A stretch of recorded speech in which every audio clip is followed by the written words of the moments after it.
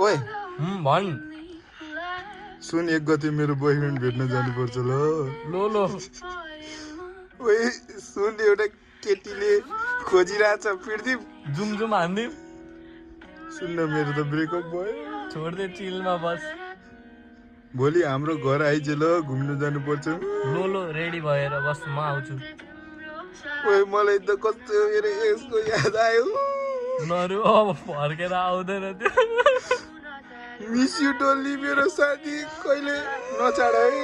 miss you to जानु है कहिले छाड्दिन्न बेयो बिबी याचु यु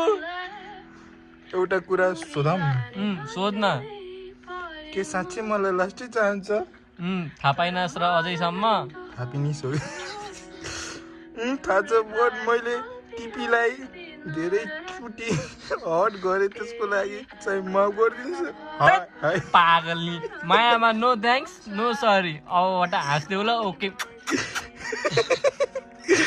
साँच्ची मैले यति गल्ती गर्दा नि किन नछोडेको मलाई कसरी सहन सक्छ बिबी आफ्नो जन्म दिने आमा बराबर गर्छु त्यति सजिलै छोड्न सक्दिनँ त्यसैले त रुँदै भएर सहेर बस्छु नि है सरी बिबी अबदेखि त्यस्तो गर्दैन रहने छैन हस् ढुक्क हस् स्याड न हो है स्याड भएको सुहाउँदैन के बेबी तिमीलाई बिबी हो कि हस् आई लभ यु बुढो आई लभ यु टु मेरो बुढी